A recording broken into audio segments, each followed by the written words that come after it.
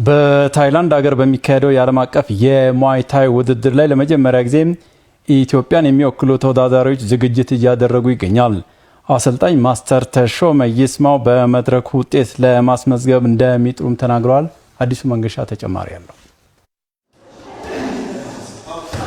በነሐሴ ወር በሀገረ ታይላንድ ዓለም አቀፍ የሙዋይ ታይ ስፖርት ውድድር ይደረጋል። ታዲያ ለዚህ ውድድር ይረዳቸው ዘንድ የኢትዮጵያ በሙዋይ ታይ ኢትዮጵያን የሚወክሉ ብሔራዊ ቡድኖች አሁን ከጀርባዬ እንደምትመለከቱት ጠንካራ ዝግጅታቸውን ያደረጉ ይገኛልና ከተወዳዳሪዎችና ከአሰልጣኝ ጋር ቆይታ የምናደርግ ነው የሚሆነው። አብራችሁ ነው።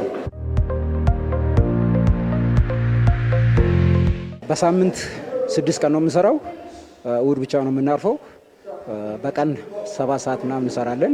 ጠዋት 3 ተኩል እና ማታ 3 ተኩል አሪፍ ዝግጅት እያደረገን ነው። እንደ ውድድር መሆኑ መጠን በጣም በሰፊው የተዘጋጀ ነው። ለምን አገር ነው የምንወክለው። ሀገር እንደሞክላችን መጠን ለውጤት ጥሩ ውጤት ማምጣት ስላለብን በደንብ ጠንክረን እየሰራን ነው።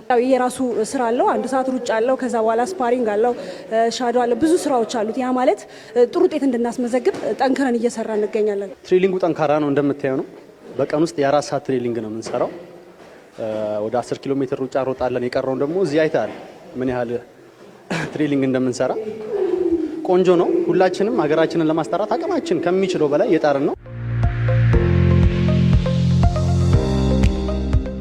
ሀገርን ወክለን ነው የምንሳተፈው። ብዙ ሀገራቶች ናቸው የሚሳተፉበት።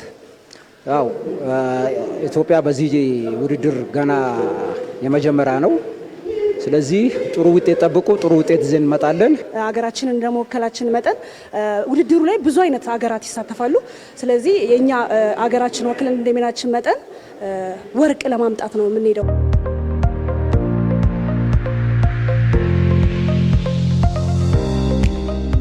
ተወዳዳሪዎች ኦልሞስት 3 ወር ካምፕ አድርገዋል። ለውድድሩ 6 ወር ተዘጋጅተናል። 3 ወር ደግሞ ካምፕ አድርገናል። ኦገስት 12 ላይ ውድድሩ ይካሄዳል። ታይላንድ ከኦገስት 4 እስከ 14 ነው የሚኖረን ቆይታ። እንግዲህ ሴቶች ተወዳዳሪዎች አሉን፣ ወንዶች ተወዳዳሪዎች አሉን። ጥሩና ቆንጆ ውጤት እንግዲህ ለሀገር እናመጣለን ብዬ አስባለሁ።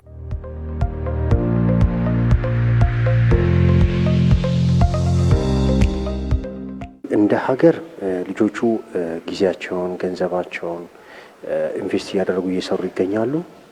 ድጋፎች ደግሞ ቢደረግልን ከዚህ የተሻለ ብዙ ነገር ማድረግ እንፈልጋለን።